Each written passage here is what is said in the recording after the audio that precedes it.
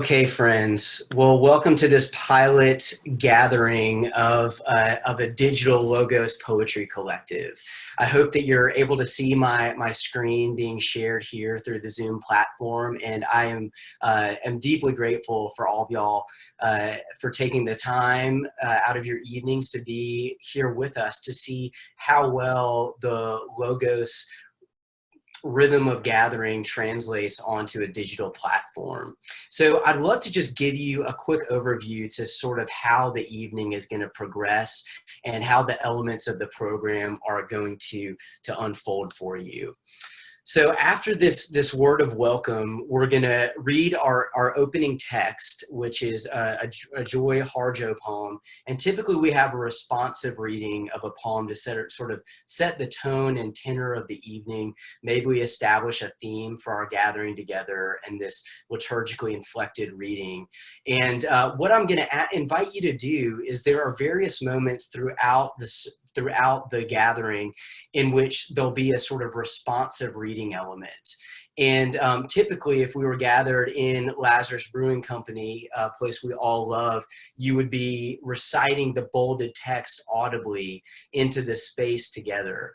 But because Zoom doesn't do well picking up from multiple audio sources, my friend Christine Havens, one of our Logos poets and an advisory board member, is going to be offering the congregational responsive voice on your behalf. So Christine will be sort of the mouthpiece of the community this evening, but I still invite you to recite along with her, but her voice will be the audible one, actually offering a response into our space together.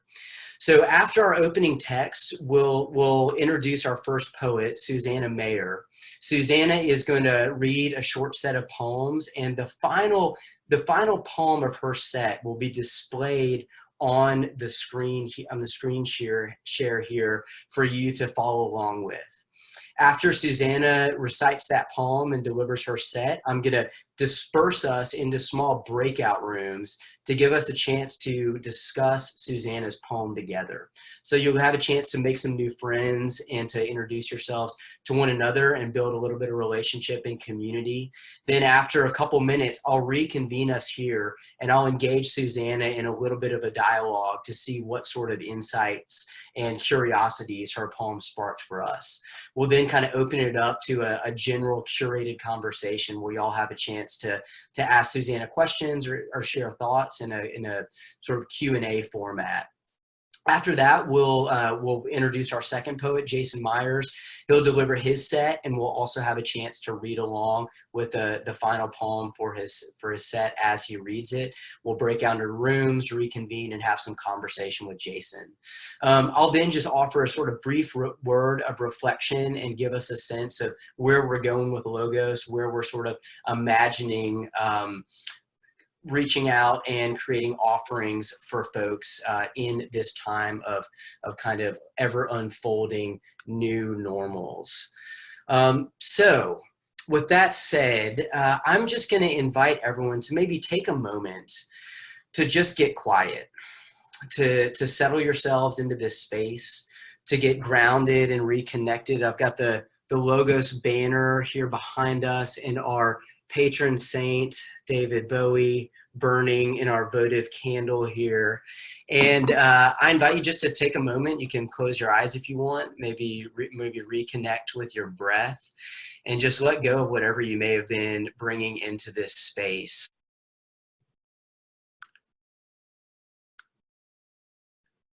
Remember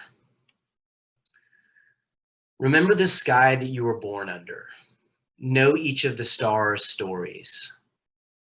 Remember the moon. Know who she is.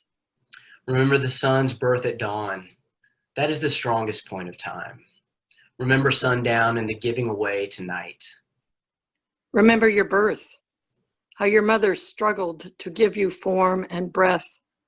You are evidence of her life and her mother's and hers. Remember your father. He is your life also. Remember the earth whose skin you are, red earth, black earth, yellow earth, white earth, brown earth. We are earth. Remember the plants, trees, animal life who all have their tribes, their families, their histories too. Talk to them. Listen to them. They are alive poems. Remember the wind. Remember her voice. She knows the origin of this universe. Remember you are all people and all people are you. Remember you are this universe and this universe is you. Remember all is in motion, is growing, is you. Remember language comes from this. Remember the dance language is, that life is. Remember.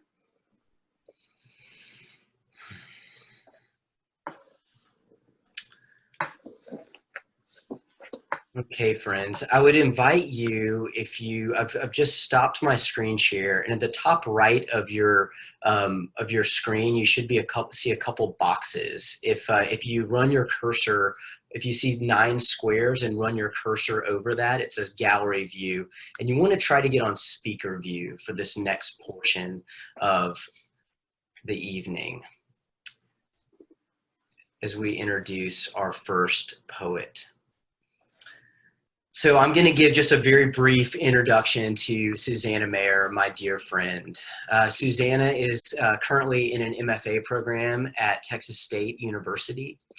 We first met at Yale Divinity School a number of years ago, and wouldn't you know it, fate has brought us back together in Austin, Texas, where we live just a few blocks away from one another. One of the great delights of my wife Gracie and I's quarantine has been watching Susanna stalk by every now and again on a phone call with her partner, presumably. But Susanna's beautiful poetry has appeared in Letters Journal and Relief, a journal of art and faith. She lives and works in Austin, Texas. She helps write legislation and just bring general beauty and ebullience into the world around her. So please welcome for this special virtual reading, Susanna Mayer.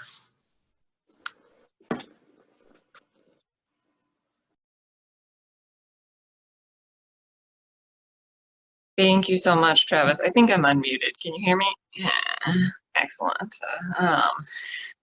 Travis, thank you so much for bringing us together for this event. It's lovely to see at least some of your faces sort of scrolling by here in this little, slideshow view that I've got down here. I'm going to keep this fairly short this evening. I've got 3 poems that I'm going to share. In trying to choose poems for this evening, I found myself sort of casting back to a lot of older poems. I don't know exactly why. I was trying to think of things that would be somehow appropriate to this weird moment in which we find ourselves. So I'll read a couple poems and I'll say a couple things about them, and then we can have a little bit of conversation. The first one I'll read is just called Prayer. I lived that winter at the edge of a forest. From dawn, I listened for words that fell from the trees and gathered them as kindling, built small heaps of aperture and stave and echo to light at dusk. Grackles scratched acorns from the dirt and seemed to love nothing, all bone and rasp. I fed underbrush of cleve and heft and fallow to the flames until they forked and spat, until only the thick trunks of names remained unburnt. Load bearers of the soul, those I spoke aloud over and over, their rings of age circling my tongue, rising through the nights as smoke.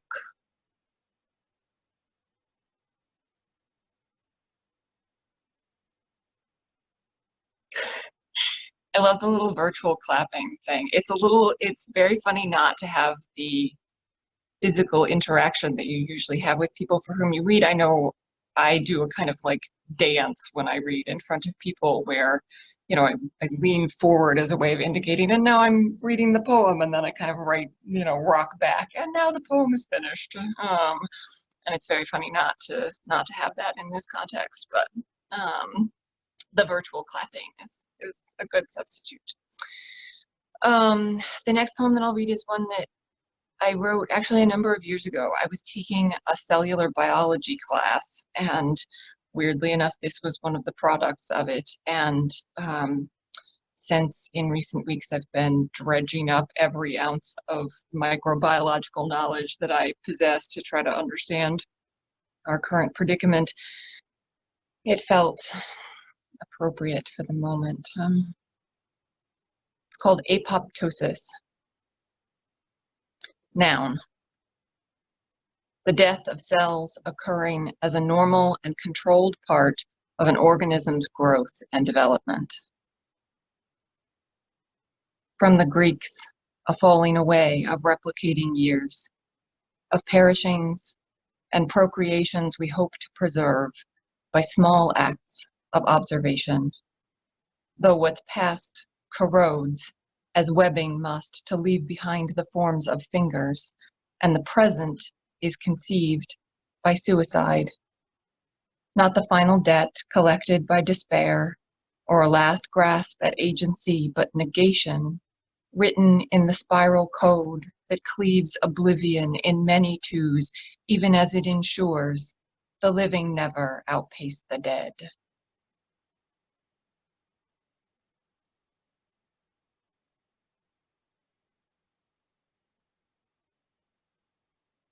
So that's an old poem. As I mentioned, it's gone through many iterations over the years. I've probably edited it 10 times for various things. The last one I'm going to read is quite different, and this might be a little risky. This is a poem I wrote basically last week in response to the moment in which we find ourselves. I shared with you a number of, I shared with a number of you maybe 10 days ago or so. I haven't been writing very much recently in the last 6 months or so. I've been very much taken up with other things, but I returned to poetry, both reading every day and writing every day, almost reflexively when it became clear that this thing that we're doing was not going to be quick or easy, that, you know, I was going to be working from home for a long time and everything was going to look different for a long time. And I returned to a daily poetry habit just almost instinctively, I think, because poetry has served as a source of strength in my life. And I hope that it has been that for all of you, and I hope that it will continue to be so, and I hope that Logos can further that in some capacity. So I will read my final poem, and I think Travis is going to bring it up for us.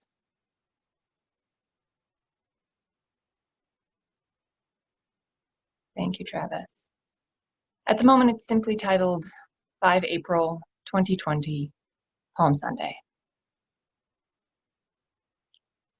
Spring gathers overhead in clouds, expecting thick rain, pushes dead things to roll fresh buds out of hush, while the white cat drapes the windowsill, enthralled to a jay that squawks from the low railing of the other world.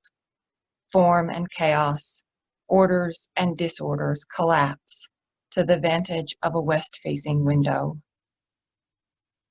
On the wall behind me, an unframed photograph of my mother's mother, Grace, beside another window in Oklahoma, where she lived 93 years, where the wind comes sweeping down.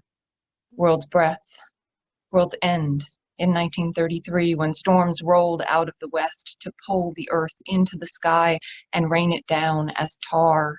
For 9 years, dust eclipsed the sun, and every glance up risked the scars of unknowing. Before a cyclone, in the hum-hush of static electricity, the pulse of mystery beats without pause, undemanding and relentless as the dead, whose ghostly singing only puts them more apart, their voices dry wind in dry grass, not calling from the other world, but pushing prairie fire. Thank you so much. And I'm unmuted, so I'll just Give it an audible applause here. Thanks. Thank you, Susanna, for sharing that beautiful set of poetry with us and for that gorgeous culminating poem. I'm glad you're putting pen to paper during this quarantine. So y'all, here comes the fun part. I'm going to experiment with the breakout room feature on Zoom and divide us into small groups to discuss 5 April 2020 Palm Sunday a little bit together. I'll maybe just 3 minutes, something like that, just a couple minutes to sort of unpack some of what this poem summoned up in you. So here we go, randomly assigned clusters for conversation. Zanny, I think I'll just ask you a couple quick questions so we can give other folks an opportunity to engage you a little bit more and share their thoughts on this gorgeous poem. I'm trying to find you. Okay, good. You're unmuted now. So I think the last element of this poem that our group remarked on was the west-facing window and that westwardness being the direction where the sun's setting. And I just, I feel like there's like a quasi-apocalyptic element to some of this. And I think like the first time I read it through, seeing the dead things get pushed around, rolling fresh buds out, kind of was evoking it felt like Eliot was ghosting this a little bit. I was in the wasteland in stanza 1, and then in the final stanza that the voice of dry wind and dry grass and the voices, I was trying to place that. And I thought it was somewhere in Eliot. And I know there's a line from the first stanza of The Hollow Men that talks of, I even printed it out. We whisper together, are quiet and meaningless, as dry as wind and dry glass, or rat's feet over broken glass in our dry cellar. And I don't know if you had if there's a sort of Eliotic elusiveness going on here, but is there an element of the kind of that desiccated landscape? Is apocalypse a part of this at all? I think so. Yeah. I mean, the bit about, I was telling someone the other day, in the midst of all of this weirdly enough, or maybe it's not weird, I don't know. To me, the historical touchstone has not been some similar epidemic or something like that, but the Dust Bowl. And I mean, probably because I have a very close family connection to it. My grandmother, who lived her entire life in Oklahoma, was born in 1915 and would have been in her late teen years when the Dust Bowl got started, and then it went on for a decade. So it was an enormous event in her life. And I think I had this vision of people being sequestered during the Dust Bowl and kind of hunkering down and trying to, avoid the atmospheric forces, essentially. And so that has just been in my mind a lot. And then, honestly, I sit outside every day and I look out to the west, and I think on that aspect of our history and that aspect of my grandmother's experience, which I know very little about because she didn't talk about it very much. And this was sort of what came out. So I have a lot more questions I could ask you, but I've been accused in the past, namely by my wife, of stealing all the good questions when curating these dialogues. So I wanted to see if other folks have questions for you or kind of thoughts they want to offer into this dialogue. So y'all, if you want to unmute your mics and ask Susanna a question, feel free to. I know there's like a raise hand feature that I think we could use with more people, but I would just say if someone wants to dive in and ask a question, go for it. I just will jump in because I'm that way. Susanna, I just really, it's not so much a question. I just really love that line in the first stanza, while the white cat drapes the windowsill in thrall of a jay, etc. But I just love that I love the sounds there, but I just love that you use the word thrall, because it just brings such focus in to that to that particular stanza and makes it just really easy to visualize.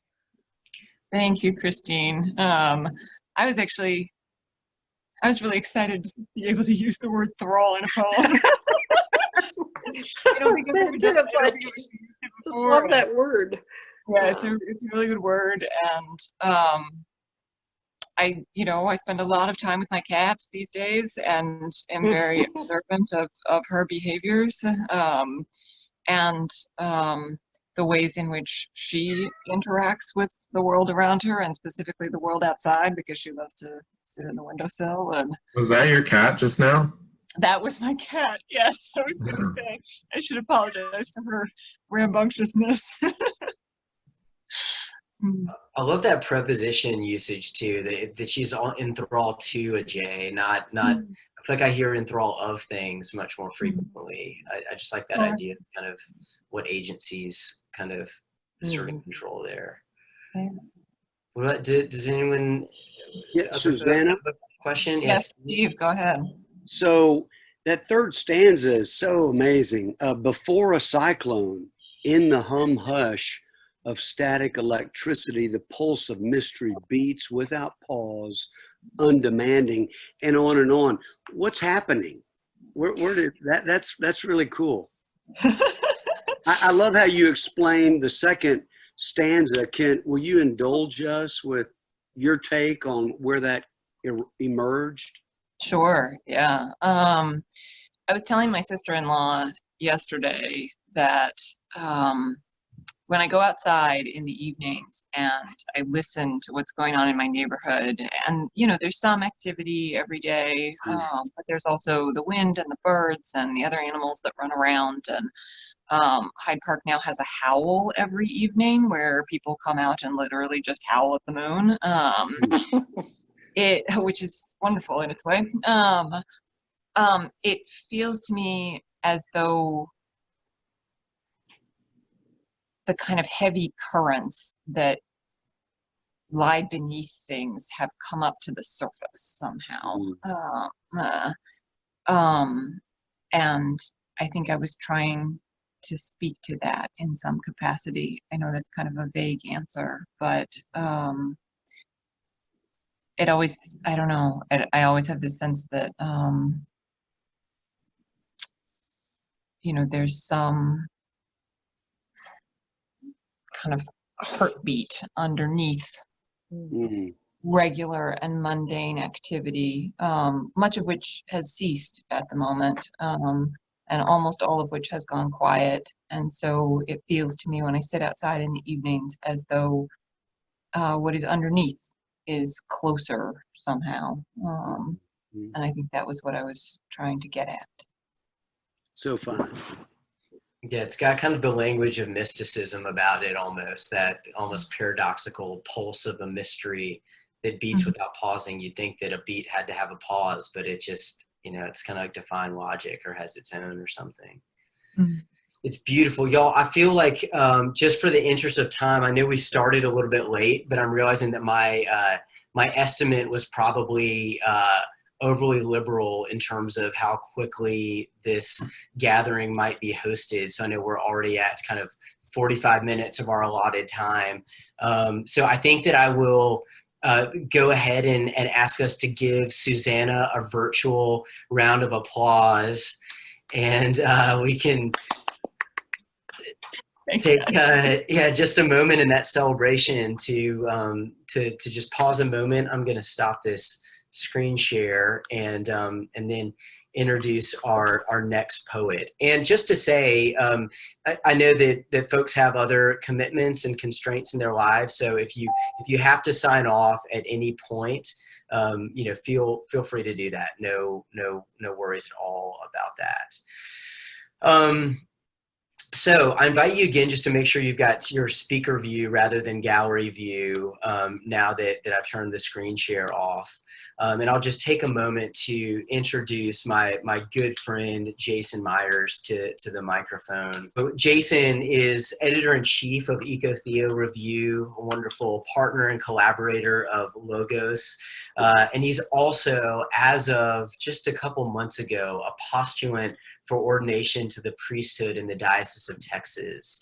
So Jason will extend the sacramental work he already does in his poetry writing and editing and the pastoral work he does where he currently serves, and he will be taking that work into the ordained ministry.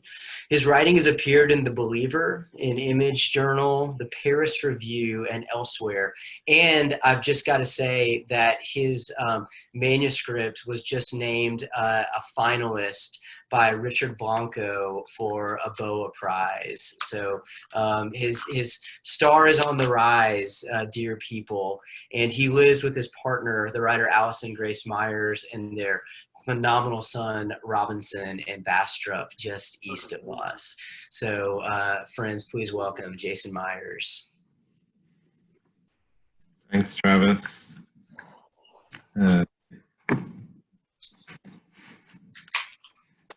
Good to be with you all this evening. Thank you for joining us. Thank you, Susanna, for a wonderful reading. It's so good to read with you again. And thank you, Travis, for the gift of Logos. I'm excited for it to be translated into this virtual space. I'm going to start with an older poem I was sharing before many of you joined when I was just speaking with Travis and Susanna, that I have been, even though I can't subject myself to the daily press conferences with the president, I sort of get the after effects of them, and it reminded me of a time when I was watching daily White House press briefings for whatever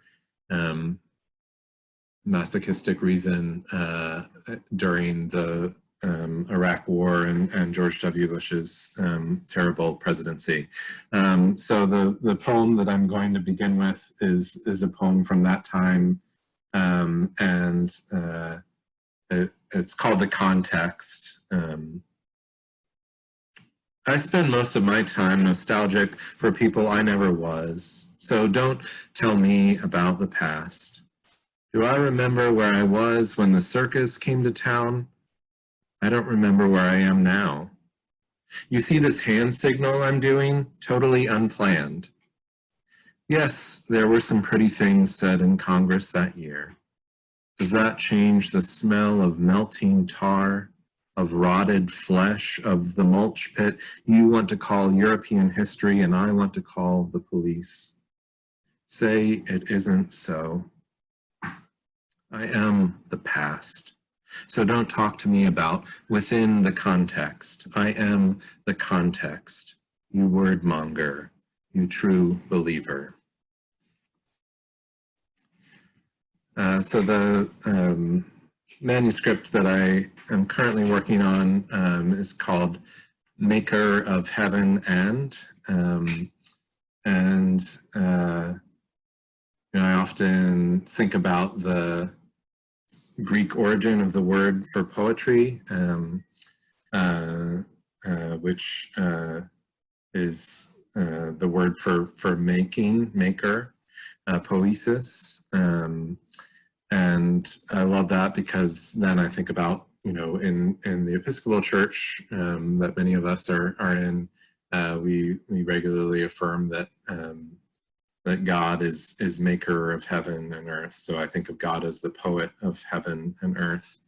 So I'm going to read a poem called Maker of End, and then I'll close with a poem called Maker of Heaven. Maker of End.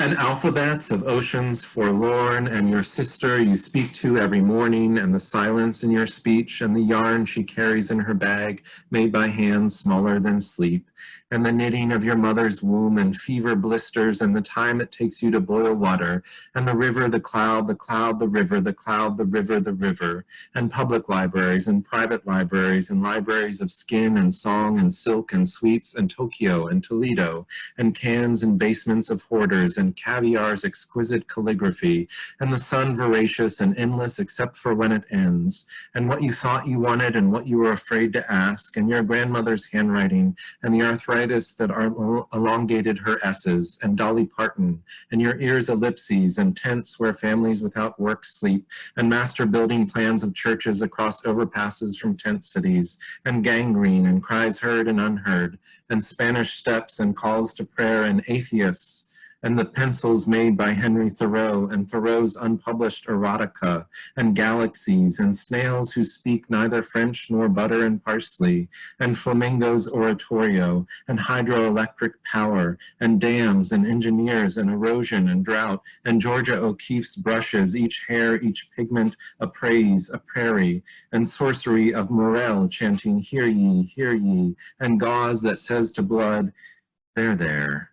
And the temple of the watermelon, dripping stained glass, and trees consumed in fire, and trees that hung bodies like laundry, and trees that will be planted tomorrow, and trees that take their tiny fingers and count, then declare persimmons, and the writers of Exodus, and the livers of Exodus, and Bob Marley and the Wailers, and the readers of Exodus and its midrash, and the bellies of words, scratched to ecstasy, and Charles Darwin and the Galapagos Islands, and tourists of evolution and eugenics, and every pepper and the sauces they hot, and fjords and Ford and Robert McNamara, and a million killed by his brilliance, and blossoms, promiscuous in spring, and yeast and salt and flour and egg and caraway, and Virgil and his translators, and Sappho and hers, and peony, and mollusk, and maybe, and Van Gogh's sunflowers, and starry nights, and sowers, and soar, and the iron of Lucille Clifton, its wild steam, and afternoon's abattoir, and goose and gander, and all the poets drinking cooling green tea and reading Mary Oliver's Wild Geese, and presidents dead and queens dead and prime ministers dead and everyone without title or biography dead and the living dead, and the Ozarks and the Andes and the Catskills and all the rivers in that John Ashbery poem, and the television show The Jeffersons and Thomas Jefferson and Sally Hemings, and animals extinct and insects and the tongues of spiders, and Basho and Lipo and Cardi B and Yee, and arugula and radicchio and endive, and kingfishers and Carolina wrens and cuckoos, and Audubons and corrigibility, and the cold sweat James Brown woke up in, and the bad suit he was buried in, and the Bodhi tree and the numinous and Nirvana, and the last tree Kurt Cobain saw, and seesaws and slides and swings, and newts and lizards and salamanders and toads and alligators and snakes, and pimento cheese and bourbon, and overbred horses, and all the covers of the Rolling Stones' Wild Horses,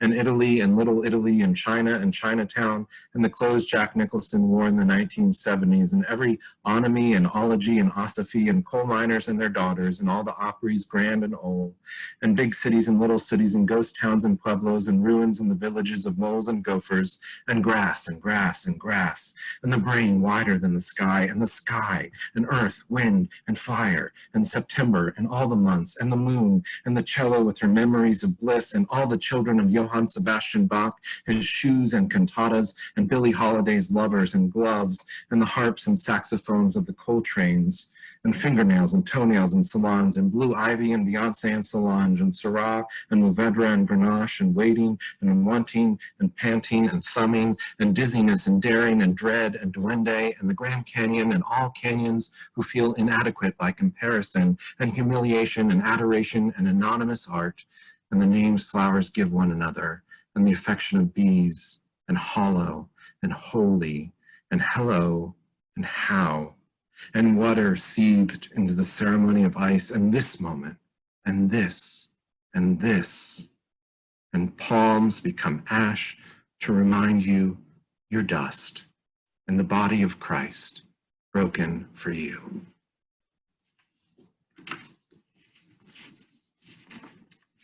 So my last poem is Maker of Heaven.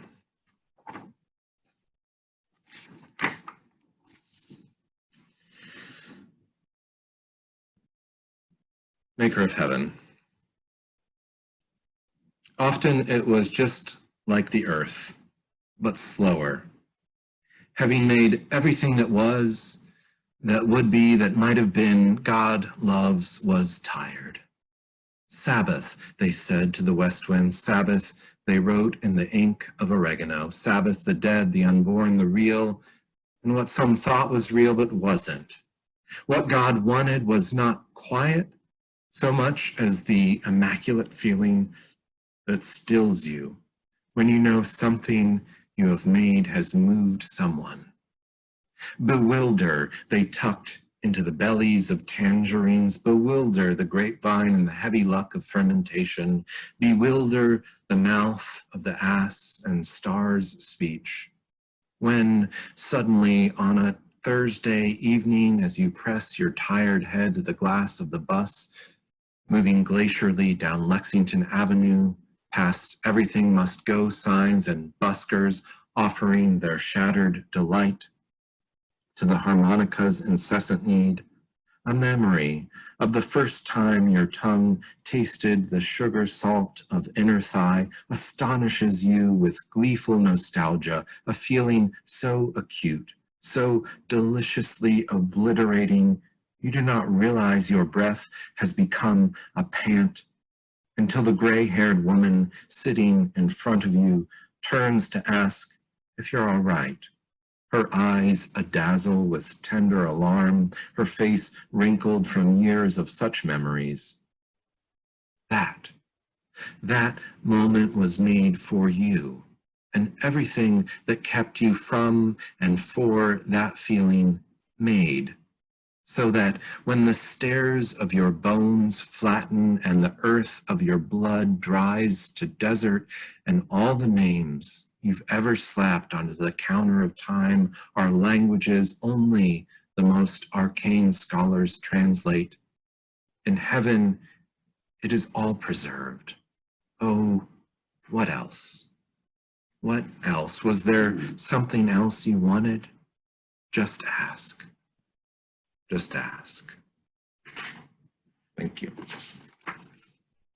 More audible applause for Jason Myers. Gosh, I love that poem. I've been just delighting in it all day long and savoring it as I prepared for tonight. And now we'll have a chance to savor it with one another. And well, it's beautiful. There's so much that I would love to unpack. I mean, it's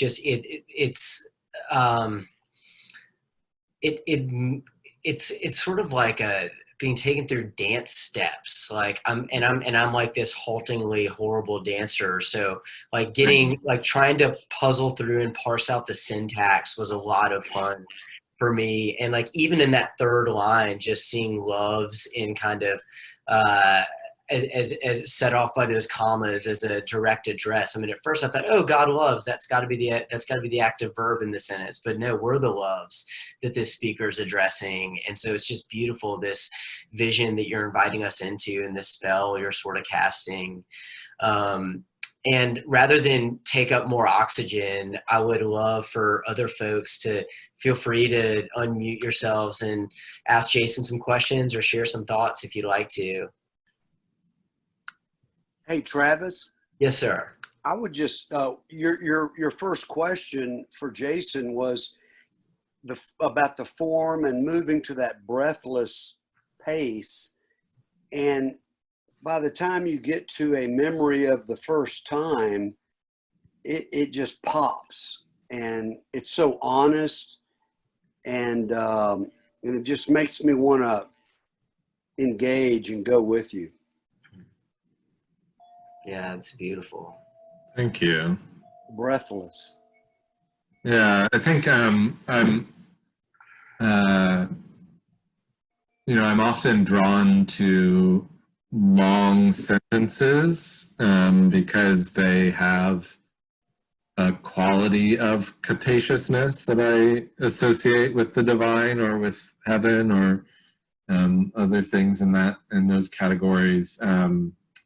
And I guess I'm thinking particularly about one of my dear poetry mentors and friends. Campbell McGrath has a poem that opens his beautiful collection, Spring Comes to Chicago. And the opening poem in that book is it's 2 pages of front and back, and it's all one sentence, and it just has that of ecstatic quality of getting just swept up into something. And so I think, you know, I'm always, not always, but a lot of times my poetic impulse runs towards that. So. It's beautiful. Do other folks have questions or thoughts for Jason regarding this poem? Jason, I really just appreciate, along with the long lines, just how this poem, I feel like it's like very disorienting in a good way, kind of marvelously disorienting. Mm-hmm. I really have no idea where I am when I'm reading this poem. Mm-hmm. I mean, on the one hand, you're spanning a sort of creation story as well as like a teleology of everything and like instructions for prayer. And then in the midst of talking about God and the sort of permanence of the afterlife, the meat or like the center of the poem is actually this like very fleeting, like meticulously detailed ephemera of being on a bus and having this moment of both, a memory of something that's gone, but also realizing all the memories that are in all the people that are always all around us. So I'm just kind of marveling at all of that. And it feels like there's like a mythology of, there's just a sort of astonishing mythology in this poem. So I just really wanted to appreciate that with you. Thank you, Grace. I guess, another huge inspiration for this poem that I have to acknowledge is a Japanese film that came out about 20 years ago called Afterlife. And I don't know if others of you that are here have seen it, but the sort of premise of the film is people have died and they go to this almost sort of like a DMV, like a sort of bureaucracy where the people working there in the agency are going to help them to capture the one moment from their lives that they want to preserve, and they're going to make sort of a little film out of it, and then that's the moment that they're going to get to inhabit and relive again and again and again in the afterlife. And so I think consciously or subconsciously that film was present in the writing of this, and then in the writing of a lot of the poems that are in this manuscript. I've been spending time with an amazing contemporary scholar of Midrash, Aviva Gottlieb Zornberg, who has written several books about the Pentateuch, the first five books in Torah, and she has a book on Numbers called Bewilderments. And so I was thinking about sort of the wilderness experience and being bewildered by experience and by our contact with the divine. I was actually kind of wondering about that word choice there. Yeah. You read it 3 times, and bewilder. Is it a command? Like, get bewildered? I think so. Yeah, I think grammar? so. Explain the grammar for us here. Yeah.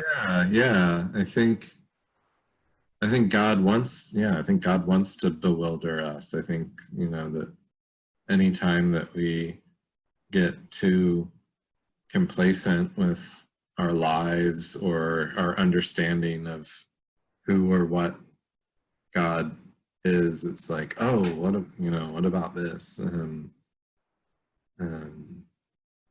So yeah, I think it is a command. I kept noting that word too, and I was almost reading like a substantive noun, like that the bewilder was being tucked in the bellies of tangerines, and it's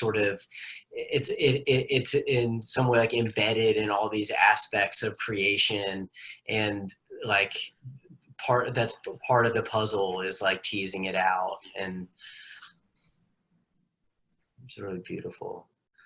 Yeah. I keep wanting to ask about the ass, but perhaps we can leave that for another conversation, and give Jason a round of applause for sharing his beautiful poetry with us this evening.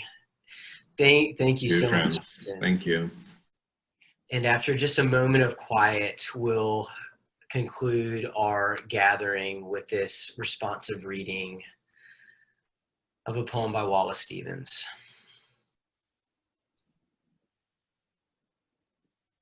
Final soliloquy of the interior paramour. Light the first light of evening, as in a room in which we rest, and for small reason, think the world imagined is the ultimate good. This is, therefore, the intensest rendezvous. It is in that thought that we collect ourselves out of all the indifferences into one thing. Within a single thing, a single shawl wrapped tightly round us, since we are poor, a warmth, a light, a power, the miraculous influence. Here, now, we forget each other and ourselves. We feel the obscurity of an order, a whole, a knowledge, that which arranged the rendezvous. Within its vital boundary, in the mind, we say God and the imagination are one. How high that highest candle lights the dark. Out of this same light, out of the central mind, we make a dwelling in the evening air, in which being there together is enough. Being here together is indeed enough, friends, and it is a joy and a delight to see all your faces and to hear your voices on the call this evening. So this concludes the formal portion of our gathering.